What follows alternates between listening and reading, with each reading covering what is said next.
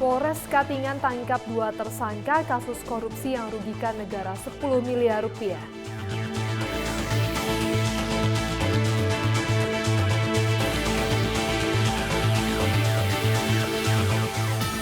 Polres Tarakan musnahkan 9,7 kg narkotika jenis sabu.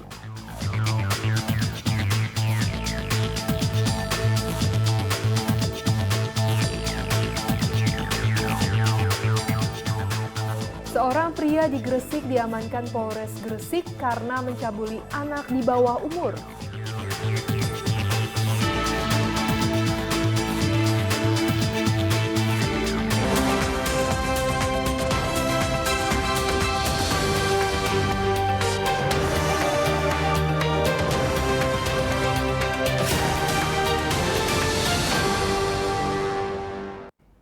Selamat siang pemirsa, Presisi Siang kembali hadir edisi Rabu 9 Agustus 2023. Selain 3 berita utama tadi, selama 1 jam ke depan kami juga telah menyiapkan sejumlah informasi terkini lainnya. Saya Ibda Almira Sabira dan inilah Presisi Siang selengkapnya.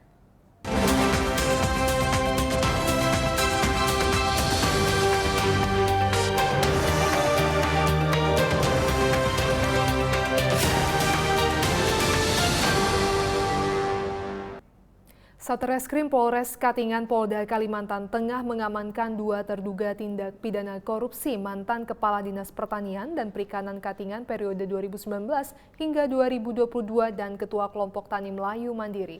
Mereka diamankan setelah adanya temuan audit yang merugikan negara lebih dari 10 miliar rupiah. Polres Katingan Polda Kalimantan Tengah menggelar konferensi pers kasus dugaan tindak pidana korupsi Selasa 8 Agustus 2023 di Aula Bayangkara Mapolres Katingan. Dalam kasus ini penyidik Satreskrim Polres Katingan mengamankan 2 tersangka tindak pidana korupsi yakni YO, mantan Kepala Dinas Pertanian dan Perikanan Katingan periode 2019-2022 dan Y, Ketua Kelompok Tani Melayu Mandiri. Modus yang dilakukan tersangka adalah mengajukan dana bantuan untuk kelompok tani yang tidak memenuhi kriteria. Kami telah melakukan pengungkapan dan penyidikan tindak pidana korupsi pada program dana bantuan permajaan sawit rakyat yang dilaksanakan di Kecamatan Mendawai, Kabupaten Katingan. Adapun tersangka dalam perkara ini ada 2, yaitu tersangka dengan inisial Y selaku Ketua Kelompok Tani Melayu Mandiri, dan yang kedua adalah tersangka Insinyur Y juga yang merupakan mantan Kadis Pertanian Kabupaten Katingan. Adapun modus dari tindak pidana korupsi ini adalah dengan menggunakan media 5 kelompok tani, tersangka ini mengajukan anggaran program permajaan sawit rakyat senilai sekitar 27 miliar rupiah, dan dari hasil penyidikan kami berhasil menyita atau melakukan recovery aset untuk uang senilai sekitar 17.319.252.950 rupiah. Adapun peran dari masing-masing tersangka dalam perkara ini adalah untuk tersangka Y selaku Ketua Kelompok Tani Melayu Mandiri itu mengajukan pengusulan supaya mendapatkan bantuan dana permajaan sawit rakyat dengan menggunakan 5 kelompok tani, padahal kelima kelompok tani tersebut tidak memenuhi kriteria yang dipersyaratkan untuk menerima bantuan program permajaan sawit rakyat tersebut. Dan untuk tersangka Insinyur Y yang pada saat itu menjabat sebagai Kadis Pertanian Kabupaten Katingan, untuk perannya adalah mengajukan surat rekomendasi atau usulan bahwasannya kelima kelompok tani yang diajukan oleh tersangka Y itu memenuhi kriteria untuk mendapatkan bantuan dana. Kemudian tersangka Insinyur Y juga membuat beberapa dokumen fiktif sehingga seolah-olah kelompok tani tersebut berhak atau memenuhi kriteria untuk menerima bantuan. Untuk mempertanggungjawabkan perbuatannya, kedua tersangka dijerat pasal tentang pemberantasan tindak pidana korupsi dengan ancaman hukuman maksimal 20 tahun dan denda paling banyak 1 miliar rupiah. Tim Humas Polres Katingan, Polda Kalimantan Tengah melaporkan untuk Polri TV. Sebagai wujud transparansi dan akuntabilitas penegakan hukum di Kota Tarakan, Polres Tarakan melakukan pemusnahan narkotika yang disaksikan pihak BNNP Kaltara, Pengadilan Negeri dan Kejaksaan Negeri Tarakan, termasuk para tersangka. Dalam giat pemusnahan barang bukti kasus narkoba yang dipimpin Kapolres Tarakan AKBP Ronaldo Maradona Siregar mengatakan pemusnahan ini sebagai wujud transparansi Polres Tarakan terhadap penyitaan barang bukti hampir 10 kg narkotika jenis sabu. Total barang bukti yang disita sebanyak 9,8 kg dan yang dimusnahkan sebanyak 9,7 kg. Pada saat itu yang kami amankan itu berat bruto sabu-sabunya sebanyak 9.988,22 gram. Kemudian untuk kepentingan penyidikan itu dilakukan penyisihan untuk lab.